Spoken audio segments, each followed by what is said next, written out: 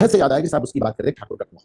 मैं कल इस पे एक शो करना चाहता था, भाव का शो लेट होता चला गया। मैंने तो इस तरीके थंबनेल भी बना के रखा था ठाकुर का कुआं करके, जो सारण की घटना हुई, रेप की घटना हुई। अब इसमें साहब कई इश्यूज हैं, जरा एक बार मैं आपको देखिए बताता हूँ। एक बार इस थंबनेल को फिर देखिए, मैंने ये थंबनेल क्यों बनाया।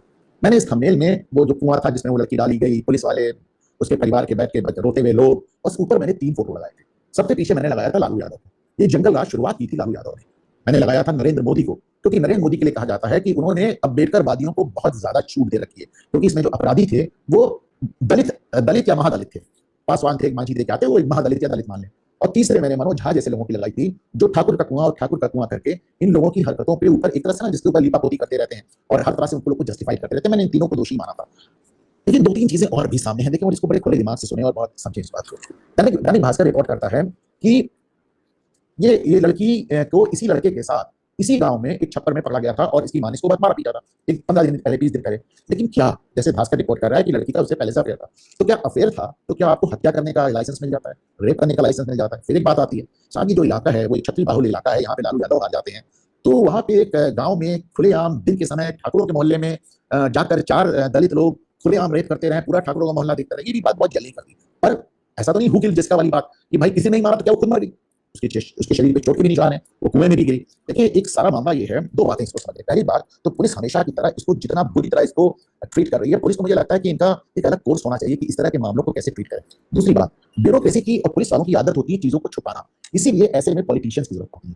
पॉलिटिशियंस, आप एक भी सवर्ण पॉलिटिशियन को, एक भी ब्राह्मण, ठाकुर, कायस्थ और सामान्य, वो क्या नाम है, वैश्य, या किसी ओबीसी या किसी दलित एमएलए एमपी को यहाँ जाते देखा? एक भी आदमी इनके, क्या मतलब, अगर वो सामान्य वर्ग की लड़की है, अगर वो दलित लड़की होती तो यहाँ राहुल गांधी से लेकर चंद्रशेखर रावत से लेकर पूरी दुनिया यहाँ टूट पड़ी होती, क्योंकि वो लड़की छत्तीसगढ़ से आती है। एक एमपी नहीं, एक एमएलए नहीं, एक नेता नहीं, कोई नहीं। हकीकत ये कि मामला इतना बड़ा था कि इसमें मुख्यमंत्री नीतीश कुमार को खुद जाए, आप नहीं जा पाए, कोई बात नहीं, भाजपा के डिप्टी सीएम को जाना चाहिए था, कोई नहीं। ऐसे मैंने कानपुर में घटना देखी थी, वो ब्राह्मण महिला आग में जल के मर गई थी अपनी बेटी के साथ, और उसमें भी आप देखिए कि एक एमएलए, एक एमपी कोई जाने को नहीं तैयार हुआ।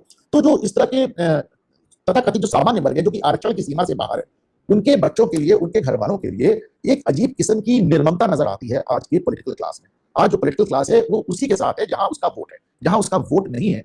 मतलब ऐसा लगता है कि जैसे उनके अंदर कोई दया माया नहीं, कुछ बचा ही नहीं।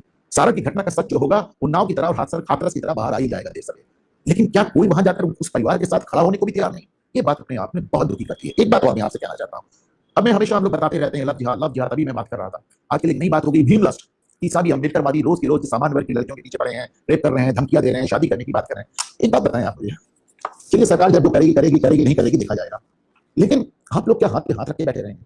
आप क्या हाथ पे हाथ रख के बैठे रहेंगे? कोई भी आपके घर के लड़कियों को, महिलाओं को धमकी दे, उनके साथ छेड़छाड़ करे, आपसे पुलिस के चक्कर लगाते रहेंगे? क्या पृथ्वी वीरों से इतनी खाली हो गई कि आप, कोई भी हो, चाहे वो सामान्य वर्ग का हो, चाहे दलित वर्ग का हो, चाहे ओबीसी हो, कोई भी हो, क्या आप सिर्फ सरकार के भरोसे बैठे रहेंगे, सिर्फ पुलिस के भरोसे बैठे रहेंगे? क्या इस आप अगर देख लें तो हमारी जो जनसंख्या है, कल मैं कैलकुलेट करके देख के बताऊंगा, हमारी जो जनसंख्या है और जो पुलिस की संख्या है, अगर आप देख लेंगे तो आपको पता चलेगा कि वो 10 गांव पे एक पुलिस वाला नजर आएगा। क्या आप इन्हीं के भरोसे बैठे रहेंगे? आप एक समाज के तौर पर क्या कर रहे हैं?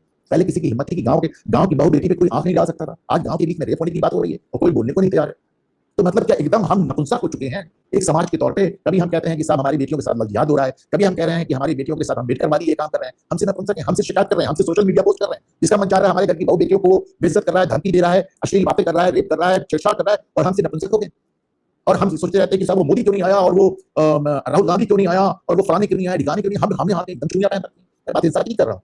कानून आपको आत्मरक्षा का अधिकार देता है। वो जो आपको पिस्तौल का लाइसेंस मिलता है ना, वो हम छुड़ाने के लिए नहीं मिलता है, वो इसलिए देता है कि कभी आपके ऊपर खतरा है तो आप करके गोली मार दे। और अगर आपके पास, अच्छा, अगर आपको लाइसेंस दिया जा सकता है इसके लिए, तो इसका मतलब ये नहीं कि जिसके पास पिस्तौल का लाइसेंस नहीं उसके पास आत्मरक्षा का अधिकार नहीं।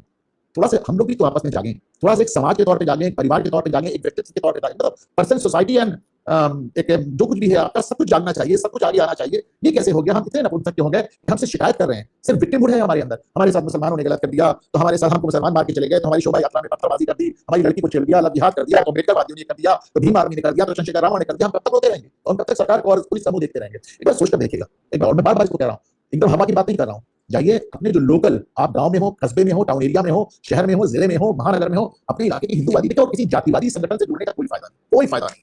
मैं जाके ब्राह्मण सभा से जुड़ जाऊं, मैं कर्णी सेना से जुड़ जाऊं, मैं फलाने से जुड़ जाऊं, नहीं, कोई तो हिंदू संगठन है, बजरंग दल से जुड़िए, विश्व हिंदू परिषद से जुड़िए, आरएसएस से जुड़िए। आरएसएस भी मैंने देखा है मौके पे, अगर कोई कम्युनल बात होती है, आप फोन करें, उनके 10 कार्यकर्ता आके खड़े हो जाते हैं।